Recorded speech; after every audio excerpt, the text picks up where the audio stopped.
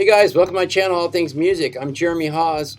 In this video, I'm going to show you guys how to go about getting that really big, that wide sound that you're after, like say Metallica, Megadeth, System of a Down, Gojira, what they do to get that really explosive sound that they have with using your guitars, how to record those guitars and how to mix them to get that really awesome sound. Anyways, without further ado, let's get started. Woo! All right, guys. So the way I'm going to go about showing you how to get that really explosive, that big sound, I'm going to be using a GarageBand recording DAW that comes free with your iMac, your iPhone, and iPad. I'm going to be using that to show you how I get that sound. But you can, if you're following along, you can use any recording DAW. They all basically work the same. And I'm not showing you so much how to use GarageBand. I'm just showing you the process I do in GarageBand to get that sound, if that makes any sense. Anyways, so first off, I'm going to open up GarageBand. Now, this is the song I'm going to be using to give you the example is called Poor Me. It's a new single I just released. It's going to be the first single out of the new album that's coming out sometime next year, my new album called Hawes, and by Hawes, my band Hawes, and the album name is Better the Devil You Know. Anyways, this song's called Poor Me. You probably heard it at the beginning of this video. You probably will hear it at the end, and you probably heard it if you watch any of my other videos. You probably heard it a couple times. Anyways, so all right, so here we go. I'm gonna go ahead and play a part of this, and at where it's regularly mixed, where it's normally mixed, right? Just the final mix, so you can hear what it's supposed to sound like, and that the sound we're getting after that explosive sound. And then I'm going to take you through real quick and then dissect it and show you how you get that sound. Okay.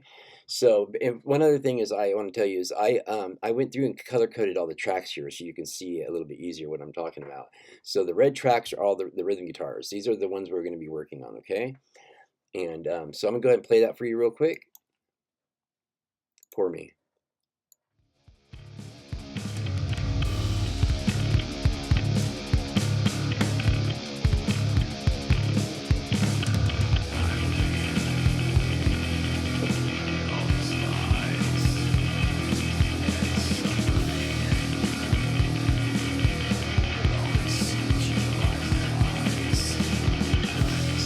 All right, you guys get the idea.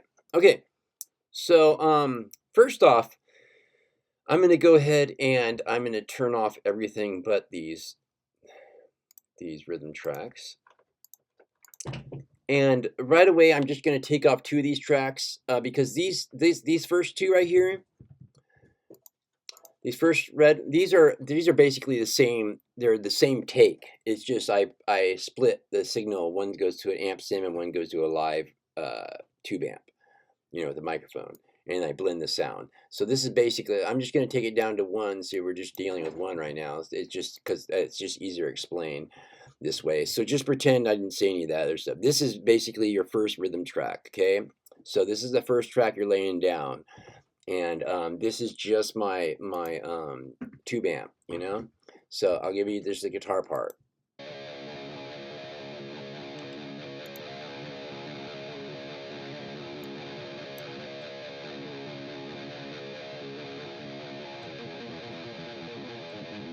Not that great of a sound, huh? Not the sound you just heard anyways. That's because I've got so many different amp sims blended in and stuff. But that's also because of what I'm going to show you. Okay? So I'm just going to go ahead and pop on this other one because it is this. Just think of this as one track, one take, okay? If that makes any sense. And so I'm going to go ahead and play both of them so you get that. Okay, so that's right down the middle.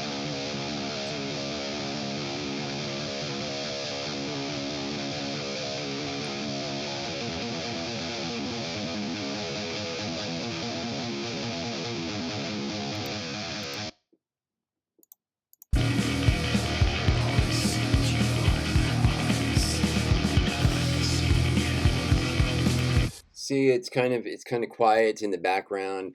You don't really hear it right down the middle. I mean, the sound still sounds good, and a lot of classic rock and a lot of music was, and still is, done with just the guitars right down the middle. But that what I mean by is panned right down the middle, not left or right. Now this is the huge secret. This is what you do is so this is one take right here. These red runs. Just think of it as one, and then so you first record that take, and it's just one take. Okay. So then when you're done with the whole you getting that track down, now you go back and actually you have to do this. This is what you got to do. You've got to actually re-record that same take on another another track, but I'm using two tracks, if that makes any sense. But so basically here are the other. This would be the other take. Even though there's four here, like I just said, these just think of each of these as one. Okay. So this is my first take right here. That's my first take, and this will be my second take right here, okay? So what the thing is you want to do is get these takes you want to get them as close as possible. You want to try to get them as tight as possible, okay?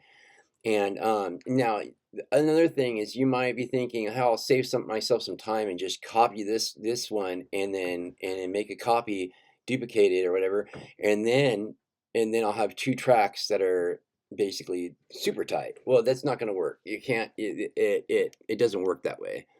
To get the sound we're after, you actually have to take the time and record a separate track exactly as close as possible. Okay, and so once you've done this, then you and let me show you still, give you an idea. It might be a little louder, but it's still down the middle. Okay.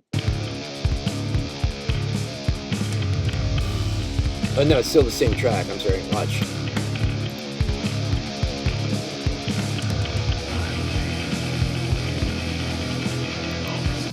Now, all that really did so far, all it did is make it sound, the guitars sound. Let me just play those ones for you real quick.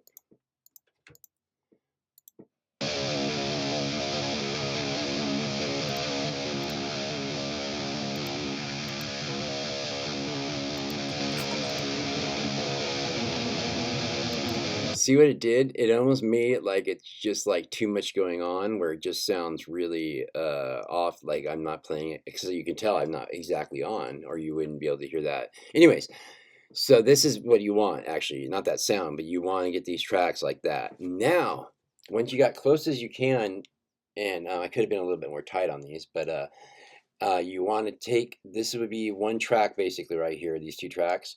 You want to, so just think of these as one take.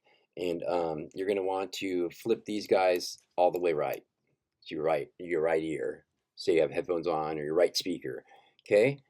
And then you're going to take these two, which is your other take, and you're going to switch them left, all the way left.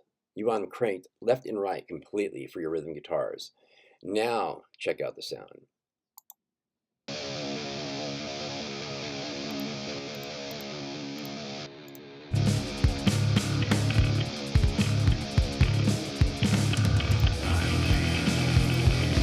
Now it's right down the middle again.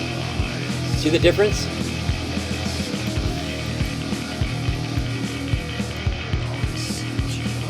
It actually makes a huge difference.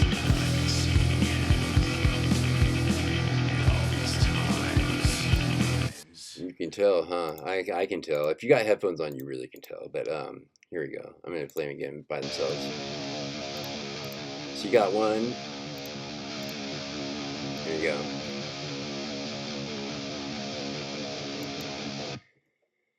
So see what I mean? So also this is another trick right here. So the tighter you are, the better for that wide sound. But if you want it to be spacey a little bit, just don't be as tight. So you'll notice like songs you're not recording these two takes as tight together. They'll be a little bit more spacier sounding, which can be really cool on, depending what you're after. So that is the trick to getting the very big sound.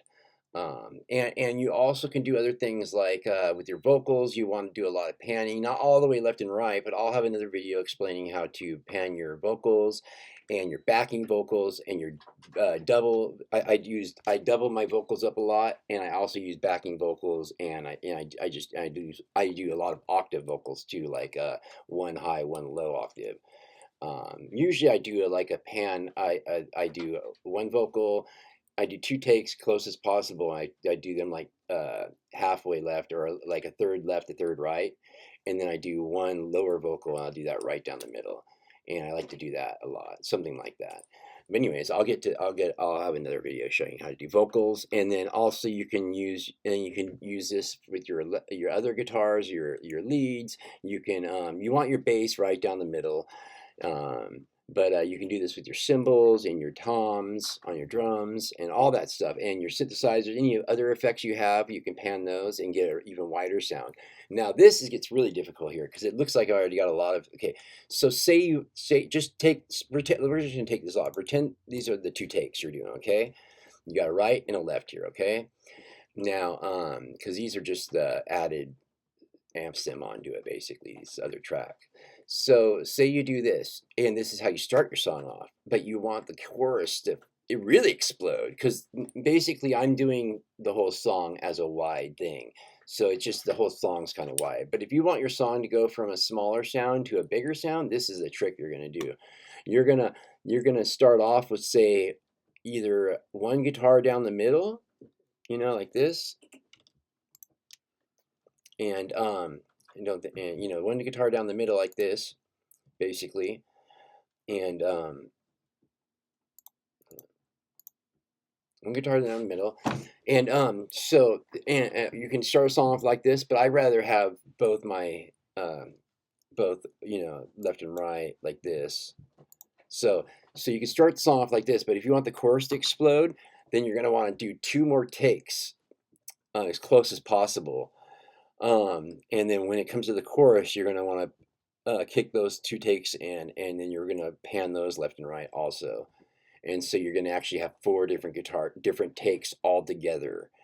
And that will give it a really wide sound when it hits the chorus, like a super big sound. Okay, so if you want your whole song to sound huge and explosive like I do, but you still want it to get bigger at some parts, then you're going to want to implicate that.